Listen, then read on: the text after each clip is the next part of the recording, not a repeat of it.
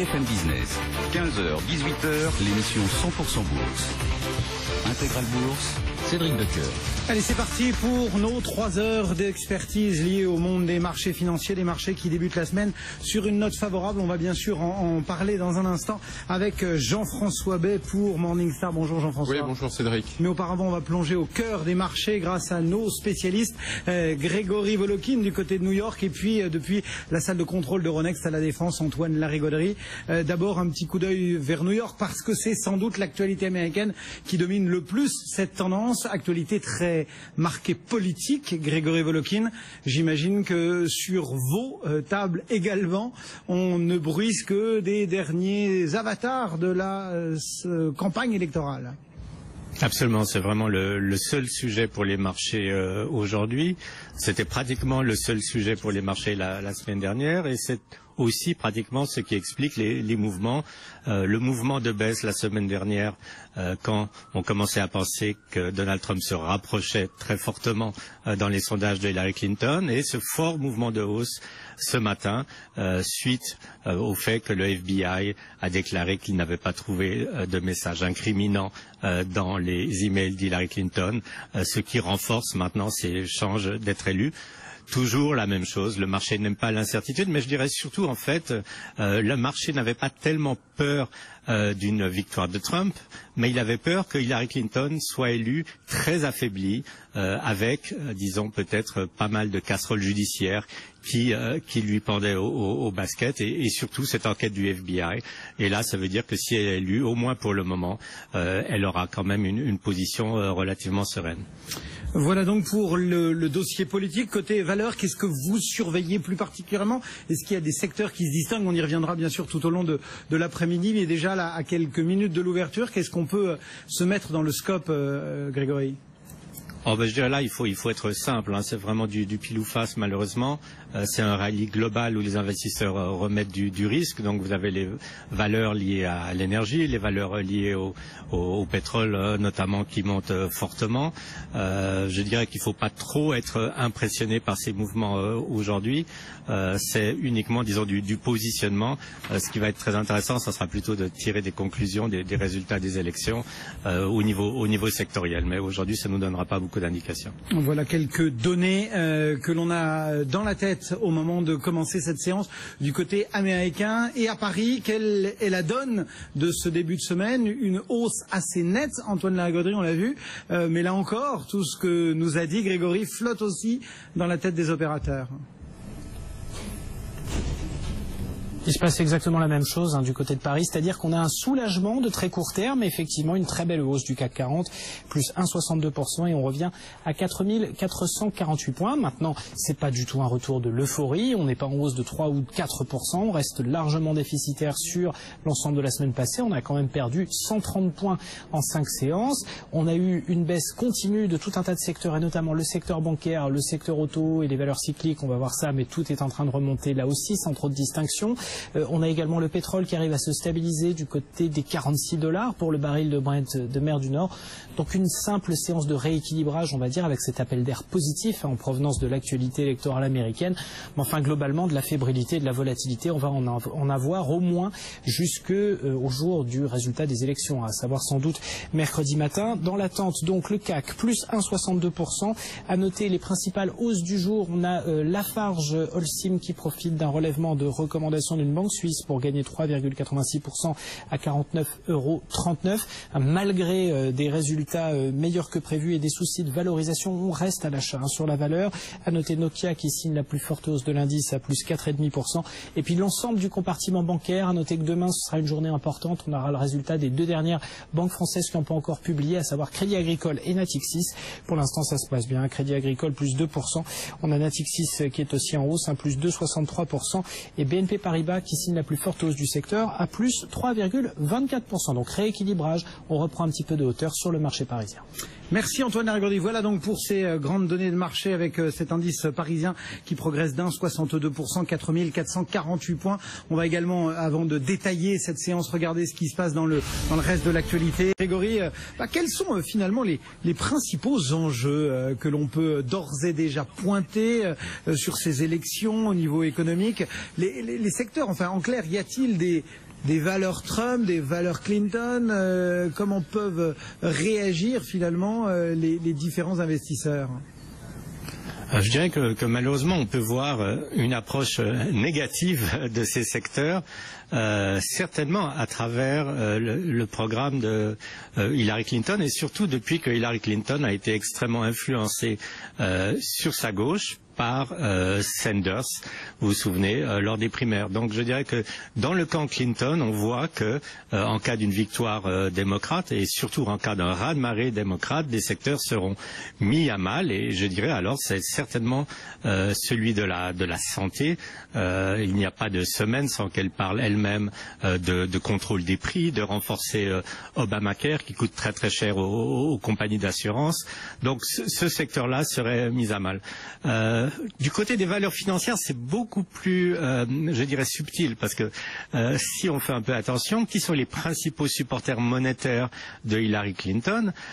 C'est les grandes banques d'affaires. Goldman Sachs est le principal donateur de la campagne de Hillary Clinton. Mais en même temps, vous avez un discours notamment sur la gauche de Clinton, mais qu'elle a repris, qui est extrêmement dur vis-à-vis des banques, sur la réglementation, l'augmentation de la réglementation. Donc là, il y a ce problème du double discours. D'un côté, elle est proche des banques, de l'autre côté, elle tape dessus. Il y a les questions fiscales aussi. Et puis alors voilà. Et là, je dirais que sur les questions fiscales, c'est beaucoup plus clair, parce que d'un côté, vous avez le programme de Donald Trump qui parle de baisse d'impôts, donc ça c'est tout à fait bon pour la consommation, mais surtout qui parle de baisser les impôts des entreprises. Vous savez qu'aux États-Unis, les entreprises sont taxées beaucoup plus haut que dans la plupart des pays d'Europe, puisque le taux est en moyenne autour de 35%, c'est un taux très élevé. Alors elles ont des moyens d'éviter de payer ces impôts, c'est pour ça aussi qu'elles gardent beaucoup de leurs profits en Europe. Mais enfin bon, Donald Trump baisserait ses impôts sur les entreprises, baisserait des impôts pour la plupart des contribuables. Ça serait très positif. Ce n'est pas que Hillary Clinton va augmenter les impôts de tout le monde, mais elle va augmenter les impôts de ce qu'on appelle la classe supérieure de la population, et c'est là que le problème est réel, parce qu'elle parle d'augmenter les impôts au-dessus d'un revenu de $250 000. Alors ça a l'air beaucoup, mais si vous êtes à San Francisco, si vous êtes à New York, si vous êtes dans les grandes villes et les grandes métropoles, c'est pas du tout des revenus qui vous assurent une vie de luxe, c'est des revenus qui vous permettent tout juste de vivre et de payer l'école ou le collège de vos enfants. Donc il y aurait un impact, je dirais, assez négatif sur la consommation en général de ces impôts ou de ces nouveaux impôts Clinton. Et puis je dirais surtout, c'est la réglementation, c'est là qu'il y a un gros problème. On voit que Clinton et les démocrates seraient très très antitrust, si je puis dire, que donc en fait toutes ces annonces de fusion qu'il y a eu récemment, et notamment par exemple AT&T Time Warner, auraient une opposition très très forte dans le camp des démocrates. Bon, si on parle aussi d'autre chose que de politique, Grégory, qu'est-ce qu'on a aujourd'hui dans la tendance de ce tout début de semaine au niveau du business? Bah écoutez, il n'y a pas grand-chose. C'est justement la question. Il y a quelques histoires qui sont quand même intéressantes. Je ne sais pas si vous vous souvenez qu'il y a quelques mois, Oracle avait fait une offre sur NetSuite. C'est une offre de 10 milliards de dollars. Et dans l'actionnariat de NetSuite, il y avait un gros fonds d'investissement, T. Rowe Price, qui en possède 18%, qui avait dit non, on n'accepte pas votre offre. Ce qui est assez rare, parce qu'en fait, il y avait déjà une jolie prime à l'offre. Alors, qu'est-ce que reprochait T. Rowe Price à l'offre de Oracle? Tout simplement, reprochait à l'offre d'Oracle qu'Oracle était un gros actionnaire de NetSuite et qu'en fait, Oracle se favorisait lui-même. Donc, qu'est-ce qu'a fait Oracle? Ils ont été très malins. Ils ont dit, écoutez, nous, on veut la majorité des voix, c'est normal, la majorité des actionnaires va décider de ce deal, mais faisons la majorité des actionnaires hors le fonds T. Rowe Price. Et là, ils ont obtenu cette majorité. Donc, cette action de NetSuite, qui était à $90 vendredi, s'envole aujourd'hui à $110. Et ce deal va clôturer, malgré l'opposition du plus gros fonds américain. C'est assez intéressant. Voilà donc pour un des aspects business. Et puis, il y a Uber aussi. On doute d'Uber à New York? Alors je ne sais pas si on doute, mais il y a eu quelque chose de très intéressant. C'est deux grandes banques d'affaires, on peut les nommer, parce que c'était JP Morgan et Deutsche Bank. Des fois on les nomme pas, mais dans ce cas-là c'est pas honteux, donc on peut les nommer. Qu'est-ce qu'elles ont fait? La plupart des banques actuellement, elles n'ont qu'une envie, c'est dans le futur de participer à l'introduction en bourse de Uber, parce que ça sera évidemment extrêmement juteux. Donc toutes ces banques essayent déjà maintenant de proposer à leurs plus gros clients, privés très fortunés, des actions d'Uber. Elles ne sont pas encore en circulation, mais on les trouve sur le deuxième marché, le marché gris, etc. Sauf que, en fait, JP Morgan et Deutsche Bank ne veulent pas proposer ces actions à leurs clients. Alors vous allez me demander pourquoi, évidemment. Oui, qu'est-ce qui se passe? Mais qu'est-ce qui se passe? Alors il y a par exemple un exemple, c'est que Morgan Stanley, dans le prospectus, parce qu'il faut quand même un prospectus non officiel pour proposer ses actions, dans le prospectus envoyé à ses clients pour leur proposer les actions Uber, a 21 pages dans lesquelles elle parle des risques d'investir dans la compagnie. 21 pages, c'est beaucoup.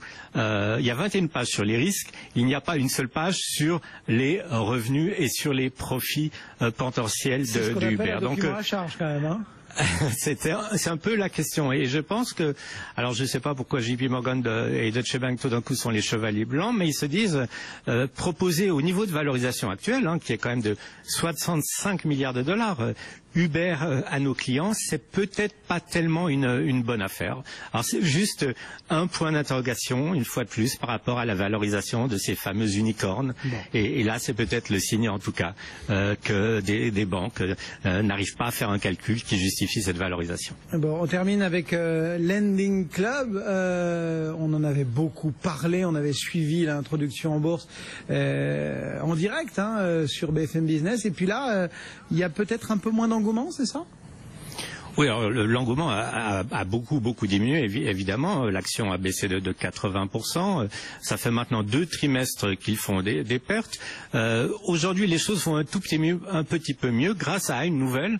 Et cette nouvelle, en fait, va assez dans le sens contraire de ce qu'aurait dû être Lending Club. Lending Club, c'était la plateforme qu'on appelait peer-to-peer de prêt. C'est-à-dire qu'un individuel prêtait de l'argent à un autre individuel en passant par cette plateforme.